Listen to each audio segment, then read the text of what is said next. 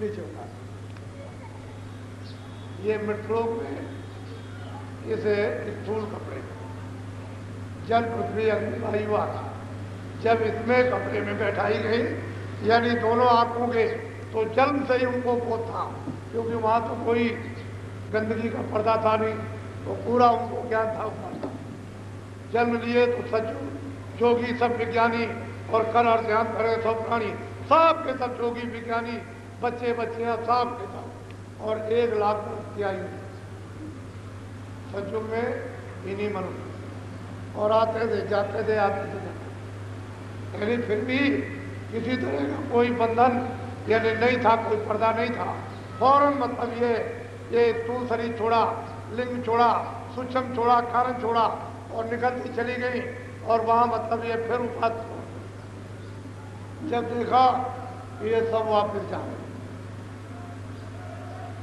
तो ये सब जो हमने तपस्या की है, निरंजन भगवान ने सोचा तो ये हमारी बेकार हो जाएगी, तो जो हमको भंडार मिला है ये सब रूहें और सुरतें वापिस अपने पद में अपने घर में चली जाएंगी, तो फिर तो हमारा ये सब खेल बेकार हो गया।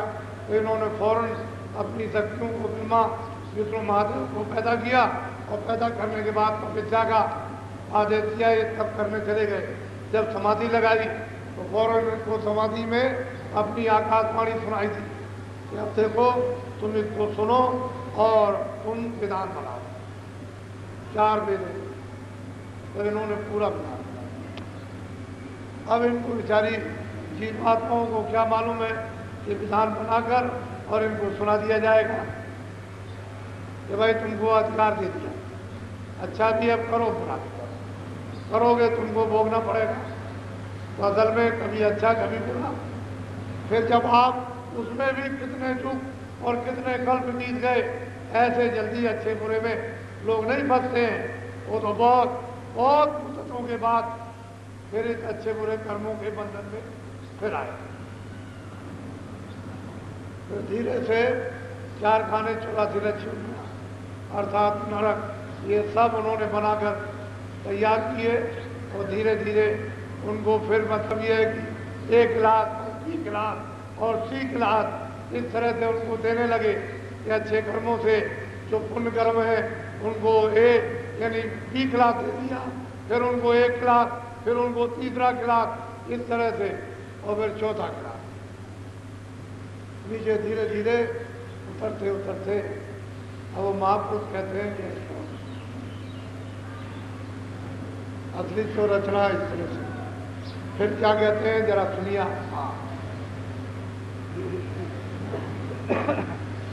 जितने मत हैं जग के माही, इसी बूंद को।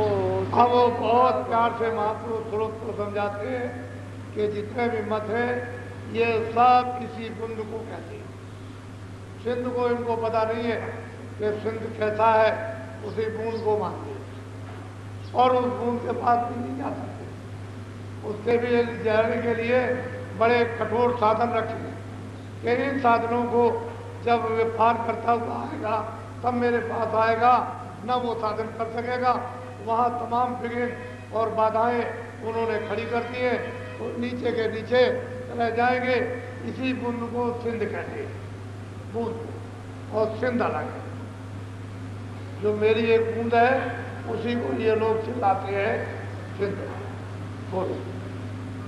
सिंध असल रायन से न्यारा, वेद कथिवनता। और महापुरुष कहते हैं कि सिंध जो है इस बूंद से बिल्कुल अलग है। बूंद का ये सगल पसारा जो है इससे वो अलग रहता है, लेकिन हम क्या करें, न जानने के कारण। अरे भाई मेट को भी मालिक कहा जाता है। जब मालिक नहीं मिलेगा, सेठ नहीं मिलेगा, तो मैनेजर को ही लोग सेठ कहते हैं। अरे भाई जब मतलब वो नहीं मिलेगा तो देवी देवताओं को भी कहते हैं यही मालिक है, यही भगवान है, यही ईश्वर है, यही सब कुछ है। उनको ये भी पता नहीं है कि देवी देवता किसने पैदा किए, ये भी नहीं मालूम है कि ब्रह्मा विष्णु महादेव का कौन पिता है, ये भी पता नहीं है कि आद्या महाशक्ति किसकी अर्धांगिनी है, कुछ नहीं मालूम, इसी को मान करके कहते हैं मैं इनसे अलग बोलो। ब्रह्मादिक सब वेद भुलाए, ऋषि मुनि कर्म भरम कहते हैं ऋषि मुनि ये तो कर्म भरम में उलझी गए, लेकिन जिनको वेदवाणी सुनाई दी थी और उसका साक्षात्कार नहीं हुआ था ब्रह्मा को, ब्रह्मा जी के पिताजी का, तो वो भी नहीं जान पाए। एक तो दिया जो वाणी आई, लेकिन पिता का उनको भी दर्शन नहीं दिया। यानी निरंजन भगवान के सहस्त्र कमल में ब्रह्मा विष्णु महादेव शिव ये भी उनका दर्शन नहीं कर सके, वो भी उनसे वंचित। तो बताओ उसको कौन जानेगा। और ऋषि मुनि इसी में बुला गए। और वो जो सिंध है अगम अपार, उसका किसी को पता ठिकाना ठौर मालूम ही नहीं, जो कौन सा रास्ता वहाँ जाने का। पीर पैगंबर कुतुब औलिया, बोंद भेद पुराण। कहते हैं कि पीर पैगंबर कुतुब औलिया ये तो बुंद का भी भेद नहीं जानते।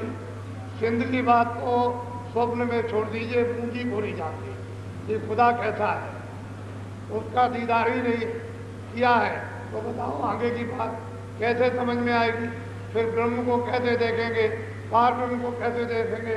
और वो जो सिंध है उसका तो एक बात आती ही, इन्होंने तो बुद्ध को ही नहीं जाना। बोलो सुनो सूरत तुम अपना भेद, तुम हम में थी सदा।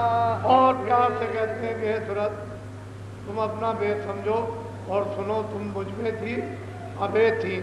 वहाँ मुझ में तुम में कोई भेदभाव नहीं था, तुम मेरी थी मैं तुम्हारा था, और मेरा रूप तुम्हारा रूप अलग अलग नहीं था, एक थी। तुम मुझ में सदरूप थी, समाई हुई थी, मुझ में तुम में कोई अंतर नहीं था। बोलो काल करी हम सेवा भारी, सेवा बस होए कुछ। और महापुरुष कहते हैं कि सूरत जब सतपुरुष थी, यानी निरंजन भगवान ने और ब्रह्म ने और पार ब्रह्म ने और महाकाल पुरुष ने जब उनकी अखंड सेवा की, तो मैं उनकी सेवा से मतलब ये वशीभूत हो गया, और सेवा के बस होकर मैं प्रसन्न हो गया। तो मैंने कुछ विचार नहीं किया। बोलो तुमको मांगा हमसे उसने, सौंप दिया तुम सेवा। जब सेवा की और मैं प्रसन्न हो गया, और सेवा बस होकर के उसने यानी हमसे तुमको मांगा, सुरतों को मांगा कि जैसा सतलोक में राज है उसी तरह का हमको राज दे दिया जाए। तो फिर हमने उसकी सेवा बस होकर के तुमको दे दिया कि जाओ। अच्छा काल लाए तन मन को घेरा, दुख सुख पाया तुम। ये मैं जानता हूँ कि मुझसे मांग करके यानी निरंजन भगवान ब्रह्म और पार ब्रह्म तुमको हमको ले आए, हमसे मांग करके और यहाँ तन मन में डाल करके तुमको बहुत दुख दिया है, ये हमको सब मालूम है, सब हम जानते हैं। हम तो ये सोच रहे थे कि तुम वहाँ जाओगी और नीचे वाली गंदगी को वहाँ छोड़ दोगी और तुम चली आओगी, लेकिन तुम वहाँ जा करके उस तन में मन में वहाँ फंस गई। बोलो दुख में देखा तुमको जब ही, दया उठी हम। अब जब हमने तुमको कितने युग और कितने कल बीत गए, हमने तुमको महान दुख में चिल्लाते हुए जब देखा, तो फिर हमको दया की कि चलो अब वहाँ चले, उनको निकाल कर दिया। बोलो आए किया हम शब्द उपदेशा, शब्द माए तुम का। यहाँ मैं आया और आकर के जीवों को बताया ये तुम्हारा घर नहीं है, यहाँ तुम्हारे कोई साथी नहीं है, जन्म मरण का स्थान है, मनुष्य किराए का मकान है, इसे खाली करना पड़ेगा, 4 खाने 84 लक्षोनी में जाना है। इस नर्तन में बैठ करके उन्होंने उपदेश किया और कहा कि सुरतो तुम्हारे घाट पर ऊपर से नाम आ रहा है और तुम किस तरह से उस नाम शब्द के साथ तुम जुड़ जाओ, तुम्हारी मदद करेंगे, हम तुमको सहयोग देंगे, तुम्हारी सब सफाई करेंगे। और शब्द के साथ जब जोड़ेंगे तो तुम शब्द को पकड़ लो और शब्द तुमको पकड़ ले, तो न तुम शब्द को छोड़ो न शब्द तुमको छोड़े, तो सीधे घर की तरफ तुम चल दोगे। तो आकर के फिर हमने शब्द का नाम का उपदेश किया और बहुत बात से इनको समझाया कि तुम कैसे